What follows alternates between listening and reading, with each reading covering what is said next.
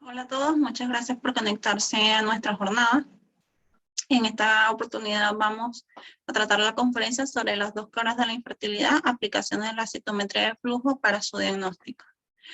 Entonces vamos a comenzar hablando sobre la técnica de citometría de flujo, el cual es una técnica de análisis celular que ha sido utilizada extensamente durante décadas en diferentes campos de la biología celular, ya que ofrece muchas ventajas en comparación a otros métodos, principalmente ya que permite analizar célula a célula las características ópticas e inmunológicas en una misma muestra al mismo tiempo.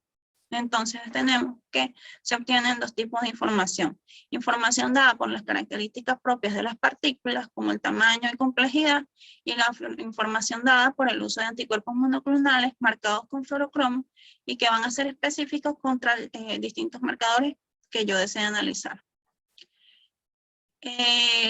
La Organización Mundial de la Salud define la infertilidad como una enfermedad del sistema reproductivo masculino o femenino consistente de la imposibilidad de lograr un embarazo exitoso después de 12 meses o más de mantener relaciones sexuales habituales sin protección. La infertilidad puede deberse a factores masculinos, femeninos o una combinación de ambos o ser idiopática. Las estadísticas indican que el 70% de los casos de infertilidad provienen de causas femeninas. Sin embargo, tenemos un 30% de casos de infertilidad que provienen por causas de origen masculino y que en muchos casos permanecen sin diagnosticar debido a que el análisis seminal aún se basa en microscopía para cuantificar y evaluar la morfología e integridad de la membrana de los espermatozoides. A lo largo de los años, la citometría de flujo ha tenido muchas aplicaciones en el campo de la biología reproductiva, tanto humana como animal.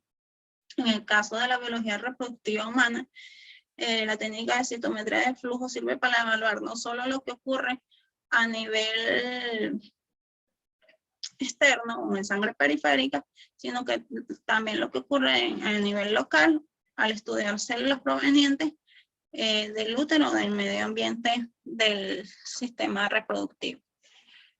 En el caso de la evaluación de los factores de infertilidad que vienen dados por causas inmunológicas, la citometría de flujo ha sido una gran herramienta, específicamente en el género femenino, para la cuantificación de células génicas en sangre periférica y el ensayo de citotoxicidad de células génicas. En el género masculino, la citometría de flujo ha ido ganando campo a lo largo del tiempo, desarrollando ensayos como el ensayo de viabilidad espermática y el ensayo de estrés oxidativo. Vamos a comenzar hablando sobre los ensayos de citometría de flujo aplicados para el estudio del género femenino, comenzando con el análisis de células natural killer, las cuales sabemos y conocemos que un alto porcentaje de ellas en sangre periférica está relacionado con pérdidas estacionales recurrentes. Entonces este es un ensayo, si se quiere, muy simple, en donde comenzamos con la extracción de una muestra de sangre periférica anticoagulada con EDTA, lo que conocemos como un tubo tapa morada. Se procede al marcaje de superficie con anticuerpos monoclonales dirigidos contra los marcadores de membrana de la célula génica. Luego se realiza el análisis por citometría de flujo para cuantificar el porcentaje de estas células que se encuentran en la muestra del paciente. Y siempre se debe incluir una muestra proveniente de un control sano que tenga las mismas características de nuestros pacientes para poder comparar los resultados obtenidos.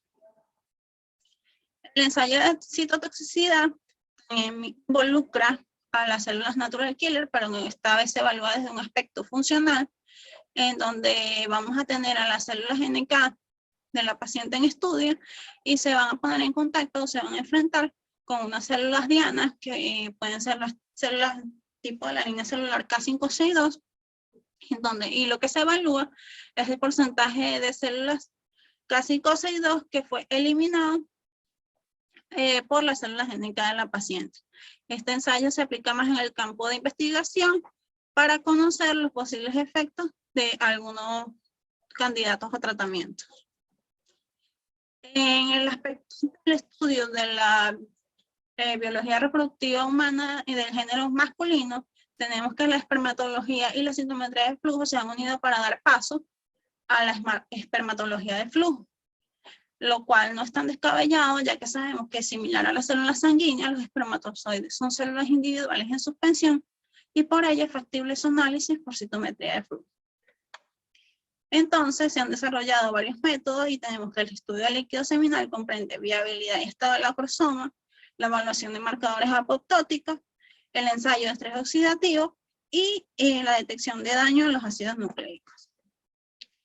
Hablando sobre los ensayos de viabilidad, tenemos que existen dos variantes. Tenemos una, la primera, el ensayo con yoduro de propidio, el cual permite diferenciar entre células vivas y muertas, ya que el tinte penetra en las células que tienen el plasmalema roto o un daño en su membrana, emitiendo fluorescencia roja cuando este se asocia a los ácidos nucleicos. Entonces las células vivas van a permanecer sin fluorescencia, mientras que las células muertas van a generar una fluorescencia de color rojo. Otra variante es el uso del marcador Cyber-Green, que sí es un marcador permeable a la membrana y se une a ácidos nucleicos tiñendo de verde la cabeza de los espermatozoides vivos. Y una tercera variante es la combinación de los dos tintes, en donde tenemos que cuando el yoduro de propidio penetra las células muertas, desplaza o solapa la fluorescencia del Cyber-14. Entonces las células vivas van a tener una fluorescencia de color verde, mientras que las células muertas van a tener una fluorescencia de color rojo. Podemos ver aquí en este gráfico cómo se diferencian las células muertas, los espermatozoides muertos, los espermatozoides que están en proceso de muerte y los espermatozoides que sí son viables. Un ensayo muy importante que está ganando campo en el estudio del líquido seminal es la detección del estrés oxidativo. Conocemos que las especies reactivas de oxígeno, cuando se encuentran en niveles fisiológicos, cumplen una serie de funciones que van desde la maduración del espermatozoide, la capacitación del mismo, la reacción acrosómica para la fertilización y la transducción de diferentes tipos de señales. Pero ¿qué ocurre cuando estos niveles de especies reactivas de oxígeno pasan el umbral y sus concentraciones aumentan? Bueno, los niveles altos de radicales libres pueden aumentar la permeabilidad de la membrana plasmática, alterando así la fertilidad masculina. Se conoce que hombres con altos niveles de especies reactivas de oxígeno tienen menos probabilidad de engendrar. Los radicales libres que afectan al espermatozoide pueden provenir de fuentes endógenas o de fuentes exógenas. Fuentes endógenas pueden ser la presencia de leucocitos por infección de las glándulas accesorias, la hipertermia testicular o hipoxia dada por el varicocele, o también tenemos que puede provenir de fuentes exógenas como la radiación, toxina, factores ambientales como el humo de cigarrillo y metales pesados.